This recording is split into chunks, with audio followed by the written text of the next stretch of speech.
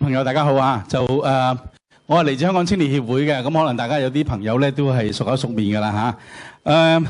今日同大家咧講一個題目咧，其實咧就係介紹我哋嘅計劃嘅啫。不過我想定一個題目咧，就叫做我要幫你做老闆。其實我諗在座好多都係創業嘅朋友已經係老闆嚟㗎啦。咁點解今日仲要聽我去介紹呢一個計劃咧？其實我想借大家咧去幫我咧去分享呢個計劃俾一啲你身邊嘅年青朋友。如果佢真係有興趣想創業嘅話，除咗創業會之外咧，香港青年協會呢個計劃咧都應該可以幫到佢嘅。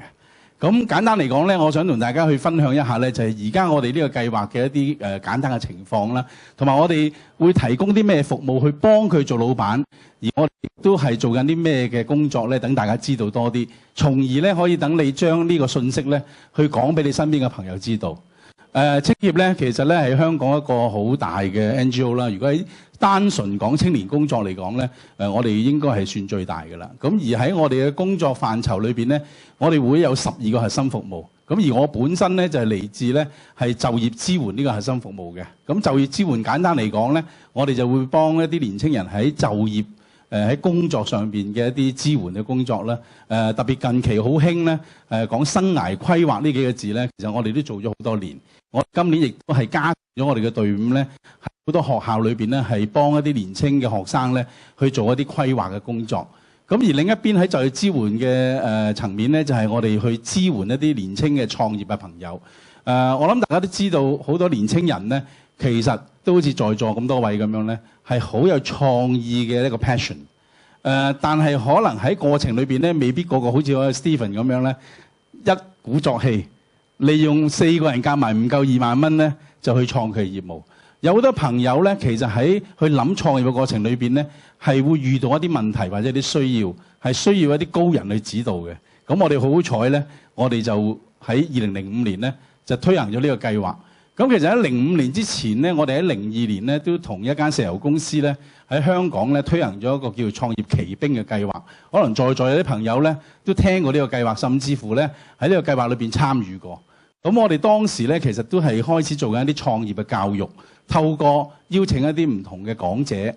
創業家嘅分享咧，去將創業有可能呢個信息咧，去話俾社會大眾聽。咁而事實上咧，透過嗰個教育咧，我哋都鼓勵咗好多年青人創業。不過，只係一個教育嚟啫，我哋冇其他嘅支援配套。包括譬如可能係借錢俾佢哋去創業啊，一啲導師嘅指導啊，或者係一啲其他嘅業務上面嘅支援咧，我哋當時係冇嘅。所以咧喺05年開始咧，我哋就成立咗咧，當時嚟講咧係全港第一咧一站式嘅青年創業嘅支援。咁但係因為隨住時間嘅關係，正話個問題，好多競爭對手或者好多有志之士咧，其實都係加入咗去支持創業嘅呢個行列。咁所以咧，我哋而家唔講係全港唯一一個啦。我哋全港第一個啫嚇，咁希望咧呢個第一咧，其實我哋唔想要嘅，即係多啲人一齊去參與咧，其實對成個社會個創個文化氣氛嗰個推動咧，係會一定有幫助。咁所以我希望咧，能夠更多嘅朋友咧，都願意加入咧，成為一個支持我哋嘅年青人創業嘅行列。簡單嚟講咧，就呢個一定要講，就係我哋香港青年會呢個 YBHK 呢個計劃咧，其實就係同英國有個叫 YBI 嘅計劃咧係一脈相承嘅。咁而呢一個機構咧喺英國係佢哋嘅總部啦，而喺全球咧有36個國家地區咧都係用緊同一個模式去幫助一啲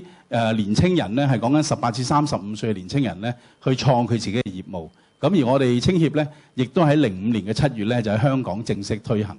咁我哋嘅對象咧，其實就係講緊正話個啦，18至35歲嘅年青人啦。佢哋係香港嘅永久居民。咁亦都係咧有一個創業嘅諗法。又或者有啲年青人，如果佢已經急不及待，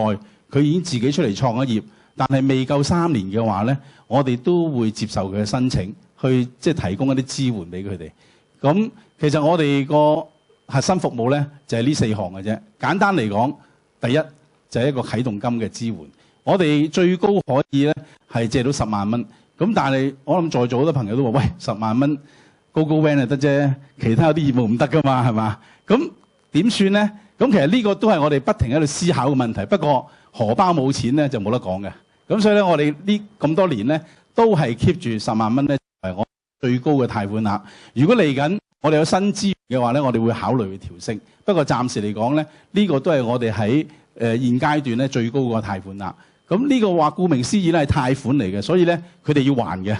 咁我哋亦都咧係用咗一個咧半年嘅 grace period 咧，就係讓佢哋咧喺半年之後咧先至開始咧分24期咧係還翻啲錢俾我哋。咁我哋都希望咧可以喺佢哋創業嘅初期咧係減輕咗佢哋一啲創業嘅成本。咁呢個例子咧就係3個中意玩搖搖嘅年青人咧，其實佢哋就係有一次咧借咗我哋9萬蚊咧，其實佢哋自己開緊業務㗎啦。不過佢哋睇到有個新嘅 product 咧，佢哋需要額外嘅資金咧，係去即係製作一個新嘅搖搖咧，去即係賣去歐洲。咁所以咧就寫咗個計劃書入嚟咧，就向我哋申請呢個支援。咁我哋亦都睇過佢哋本身嘅背景咧，個業務嘅 ideas 咧，同埋佢哋本身個創業嗰個熱誠咧，我哋最後都係借咗9萬蚊俾佢。咁啊啱啱好咧就幫到佢哋咧解決咗嗰個即係樽頸個位。咁而佢哋亦都咧喺即係搖搖呢個業務上邊咧都做得幾成功。我諗喺歐洲啊、美國啊好多地方咧都有佢哋嘅產品喺度賣緊。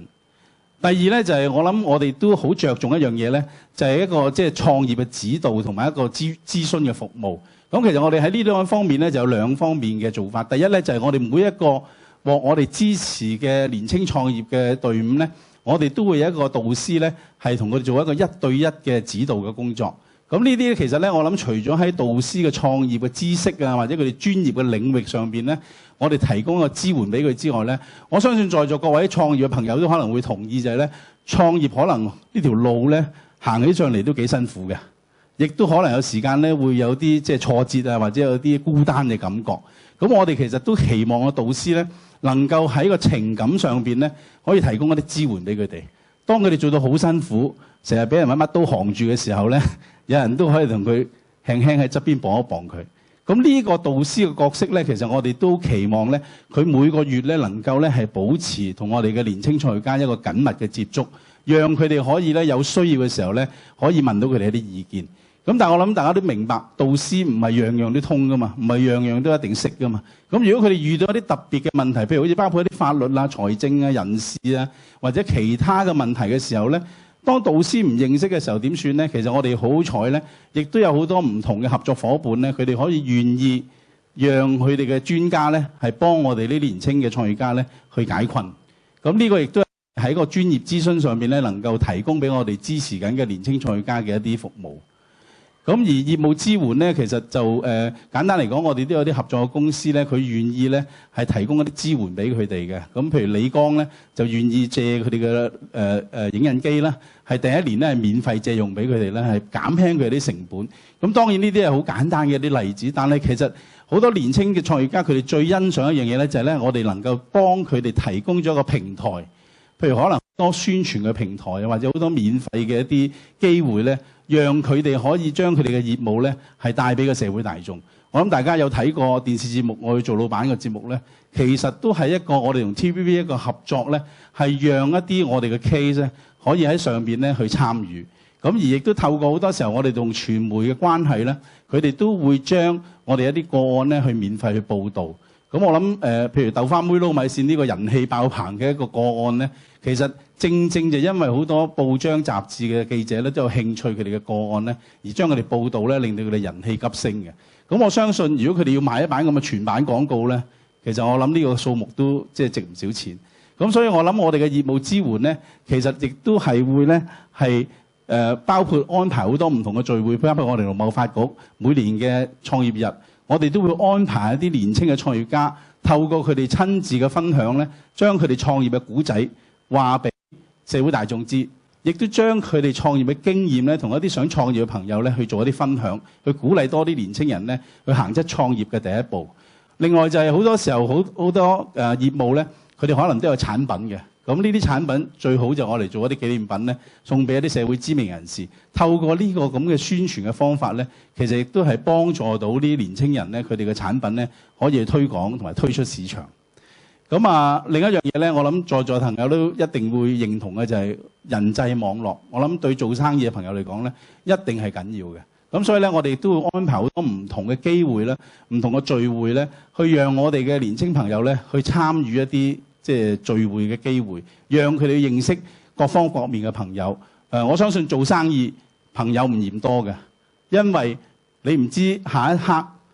你啱啱新識嘅朋友會唔會係你嘅投資者，或者係你一個好重要嘅合作伙伴。所以我哋呢度咧亦都好鼓勵咧，我哋好多嘅年青嘅創業家咧係會參與我哋呢啲聚會咧，讓佢哋去認識多啲朋友。咁啊，我哋過去9年咧，亦都多謝好多機構，包括我諗在座咧，亦都有好多朋友咧，都係我哋嘅伙伴機構嚟嘅。我哋一齊去推動年青人創業嘅文化，一齊去用自己嘅力量咧，去幫助一啲有創興趣活動。咁除咗我哋正話嗰4項嘅，都搞一啲唔同類型嘅活動嘅，包括啲交流嘅機會啦。咁雖然呢個我諗由於資源嘅問題咧，我哋未必搞好多，但係如果有咁嘅機會嘅話咧，我哋都希望可以鼓勵我哋資助或者服務緊嘅個案咧去參與。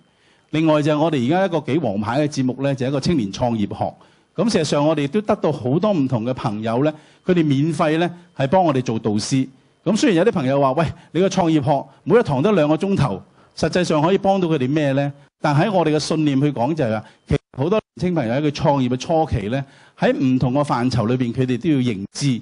其實如果佢真係對嗰個課題有興趣，或者繼續去了解嘅話咧，除咗 Google 可以幫佢之外咧，佢真係可以報讀一啲其他嘅課程，令佢哋自己呢或者一個技巧咧能夠多啲掌握。我哋嘅目的就係希望咧去提醒翻，透過創業學嘅課題咧，話俾佢哋聽，唔同嘅即係課題對於創業嘅過程裏邊咧都係重要嘅。咁所以咧，我哋都喺即係過去幾年咧好積極咧去搞創業學呢個課程咁樣。咁而另一個咧就係一個叫做聘詩多明呢個咁嘅諮詢嘅服務。咁如果可能大家睇中文聘詩多明咧，其實簡單嚟講就大家去即係 brainstorming，去多啲去分享，多啲去討論，然之後令到你題咧係得以解決，得以明白。咁我呢一個咧亦都係幫一啲即係坊間嘅年青朋友，佢哋想創業嘅過程入邊咧，可能會遇到好多棘手嘅問題，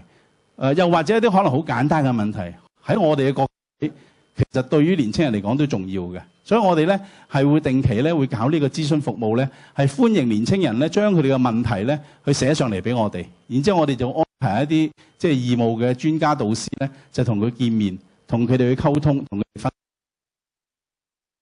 享咧，讓佢哋去清晰咗佢哋嘅問題咧，從而去行 case 咧，係透過參與咗呢個諮詢計劃之後咧，將佢哋嘅計劃書咧遞交嚟俾我哋去考慮。咁而另外咧就係創業名人嘅分享啦。咁如果在座有啲朋友咧有出席過咧，我哋都喺過去嗰年咧都邀請過城中5位名人咧去分享佢哋嘅故仔。咁而呢啲創業嘅故仔嘅故事咧，我哋都擺咗我哋嘅 Facebook 或者喺我哋嘅YouTube 裏邊。咁大家有時間咧都可以上去聽翻。另外，我哋2011年開始，我哋同匯豐喺香港搞咗個匯豐青年創業大獎呢個比賽。我哋今年第4年，我哋好開心，我哋嘅報名咧係即係歷屆嘅新高。咁我期望咧，如果有機會，我哋未來嘅日子會再搞嘅話咧，我希望大家都能夠咧有合資格嘅話咧，可以踴躍參與。我哋成日鼓勵年青人參與比賽，個目的唔係去贏獎品，唔係去贏獎金。我哋目的係希望喺過程裏邊咧，大家能夠將你業務咧去做一個檢視，去接受評審嘅問題，甚至乎趁呢個機會，甚至乎可能填報名表嘅過程裏邊咧，去清晰一下你哋自己做緊生意嘅過程裏邊有冇啲咩盲點，或者有啲咩地方你哋忽視咗或者忽略咗。咁我希望咧，如果下年有機會嘅話咧，大家合資格嘅話咧，都可以報名參加。咁啊，出版咧就我哋都間唔中都會寫下啲書啊，講下啲即係我哋嘅古仔啊，或者我哋啲年青人創業嘅啲故事。咁如果大家有興趣嘅話咧，都可以去即係睇一睇有冇呢本書可以望到。咁另外我哋會出法律指南啦。咁呢個都係好多謝我哋嘅合作伙伴咧，係義務同我哋一齊去做呢件事。咁而世界青年創業論壇咧就剛剛喺10月咧，我哋舉行咗。呢個都係我哋第一次喺香港嘗試去做呢件事。我哋期望如果日後有機會嘅話咧，都能夠咧係繼續舉辦咧，亦都得到大家嘅支持。咁呢啲數字咧，其實就講緊我哋過去嗰9年咧個成個計劃嗰個情況。咁而家到今日為止咧，我哋一共咧就批核咗147個個案咧，係包括有240個年青人咧就已經做緊老闆。我哋期望可以日後咧能夠得到大家支持咧，我哋可以做多啲嚇，可以幫到更多嘅香港年青人咧去做老闆。咁而攞獎呢啲就可以慢慢睇啦嚇。咁另外我哋青業咧亦都同呢個金管局嗰個按揭證券公司咧就合作做一個小型貸款計劃。咁其實呢個咧都係同 MyBHK 有啲關係，因為喺幾年前咧財政司司長喺佢個報告裏邊咧就建議咧係政府咧考慮去用一個小型貸款嘅計劃咧去幫助人創業。咁如果呢度大家在座有興趣，你開業未夠5年嘅話咧，你又有興趣想借一啲資金嘅話咧，呢度都可以幫到大家嘅。咁啊，簡單嚟講咧，我同大家介紹分享咧就到呢度為止。咁啊，歡迎大家有冇咩問題咧，可以大家交流。想請教你哋呢個基金或者呢種支援年青人創業嗰個財源喺邊度嚟嘅？呢個係我有冇啲特別嘅方法、創意嘅方法嚟籌到更多嘅錢？我都想向阿譚生學習，因為事實上咧喺9年前咧，我哋有一位即係私人嘅捐助咧，即係俾咗一筆錢我哋去成立咗一個青年創業基金。咁過去咁多年咧，因為呢個係一個貸款嘅服務咧，我運用緊嗰筆錢咧，去不停咁樣去循環去借俾啲年青人。咁事實上我哋都好高興咧，我哋啲年青人咧其實都好有信用嘅，有借有還嘅，係上等人嚟嘅。咁佢哋都係將你借嗰啲流嘅問題，因為我哋借一筆過借出去啊嘛，還嘅時候咧佢哋分24個期咧還俾我哋。咁所以好多時候咧，我哋都會咧係會遇到少少現金流嘅問題。不過好在青協咧都幾資助呢個服務，幾支持呢個服務。咁所以咧有時候有需要嘅話咧，就會喺個資源上面去配合。咁另外咧正話講嗰啲創業學啊或者其他類型嘅活動咧，我哋都係會向外邊一啲唔同嘅機構，譬如我哋向中國銀行申請過一啲即係佢哋嘅慈善基金啦。我哋向李嘉誠基金嗰個香港人愛香港嗰度，我哋會申請一啲 funding 咧，去做一啲唔同嘅活動咁樣嚇。咁我哋希望都可以咧係即係透過咁樣嘅方法咧，去籌募到一啲經費去做呢啲活動。咁我期望咧未來日子裏邊咧會得到更多即係社會上邊唔同嘅界別嘅朋友咧，都會支持咧，去可以有啲即係同我哋一齊合作推動年輕人嘅創業工作。